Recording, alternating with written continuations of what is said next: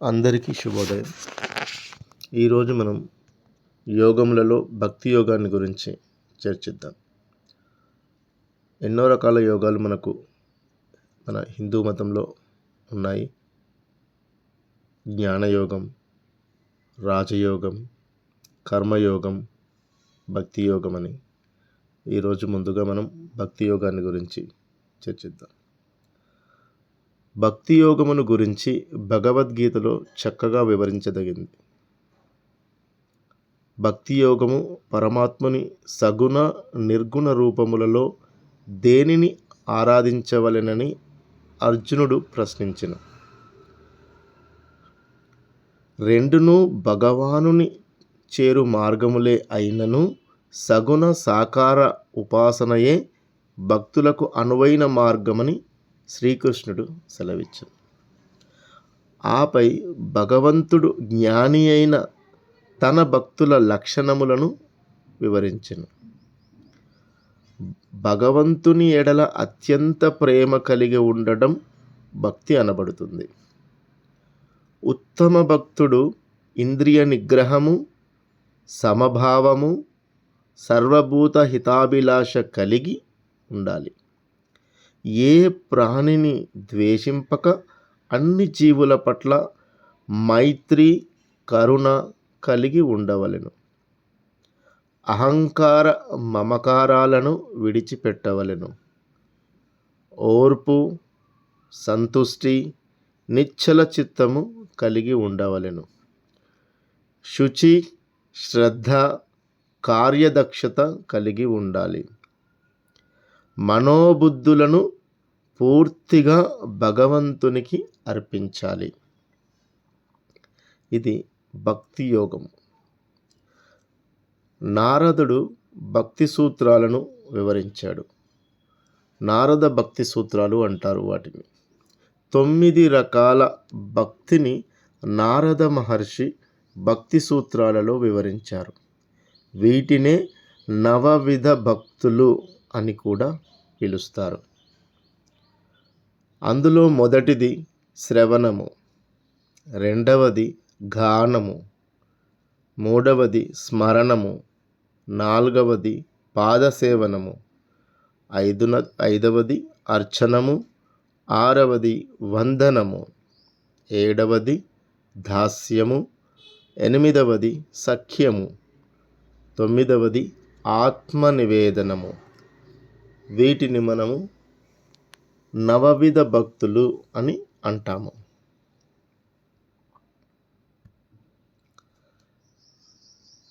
మొదటిది శ్రవణము.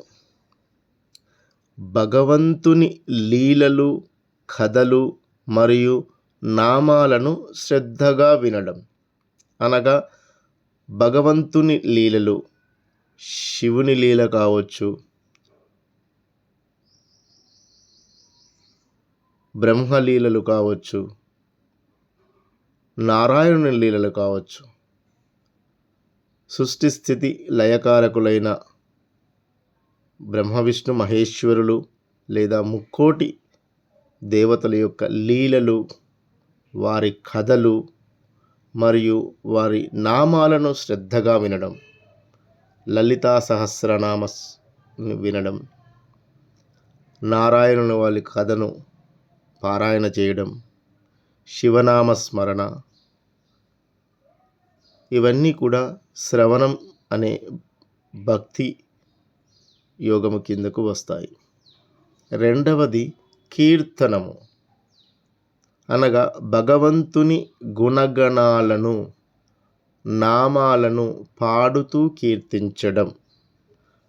ఉదాహరణకి నారద మహర్షి, అన్నమయ్య, త్యాగయ్య వీరందరూ కూడా భగవంతుని యొక్క నామాలను కీర్తించారు. భగవంతుని యొక్క గుణగణములను, నామములను పాడుతూ కీర్తించారు, వాటిని రచయించారు. మనం కూడా లలితా సహస్రనామం కానీ, నారాయణుని స్మరణ కావచ్చు, శివనామ స్మరణ కావచ్చు, ఇవన్నీ కీర్తనము. కీర్తనము కూడా భక్తి యోగములో ఒక భాగమే. స్మరణం అనగా స్మరించడం, నిరంతరం భగవంతుని రూపాన్ని లేదా ఆయన నామాన్ని మనస్సులో స్మరించుకోవడం. శివ శివ శివ శివ అని కానీ, రామ రామ రామ రామ అని కానీ, ఇలా దుర్గమ్మ, ఇలా మనకు నచ్చిన నామాన్ని, మనకు తెలిసిన నామాన్ని బాగా స్మరించుకోవడం. ఉదాహరణకు ప్రహ్లాదుడు ఎప్పుడు కూడా శ్రీమన్నారాయణుని స్మరిస్తూ ఉండేవాడు. నారాయణ, శ్రీమన్నారాయణ.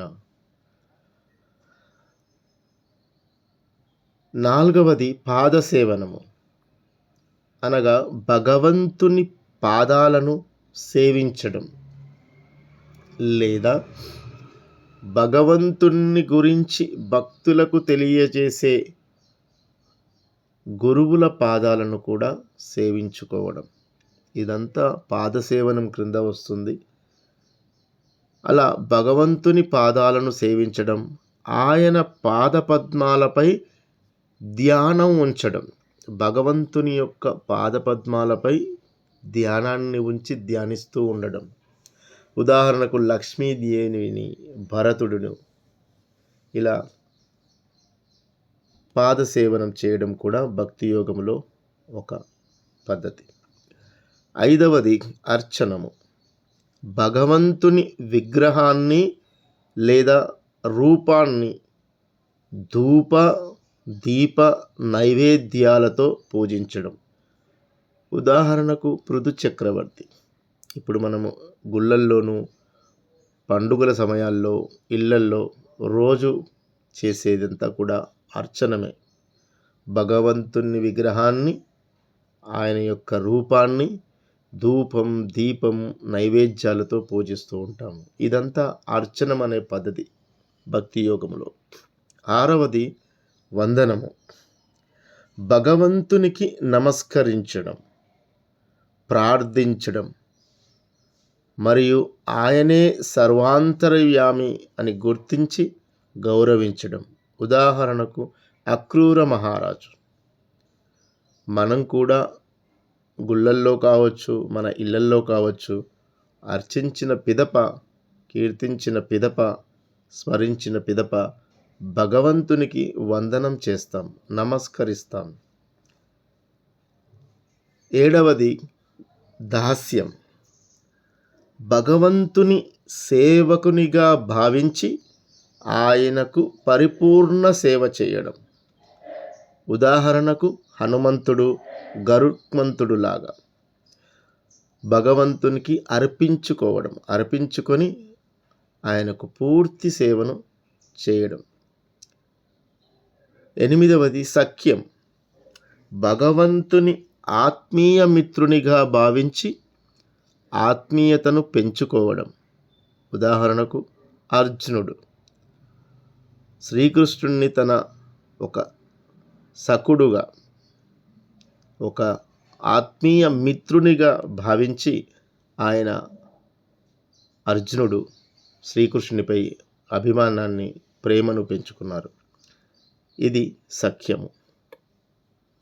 చివరిది 9వది నవభక్తులలో ఆత్మనివేదనము, భగవంతునిలో తనను తాను పరిపూర్ణంగా అర్పించుకోవడం, శరణాగతి. ఉదాహరణకు బలిచక్రవర్తి పూర్తిగా మన ఆత్మను భగవంతునికి అర్పించడం.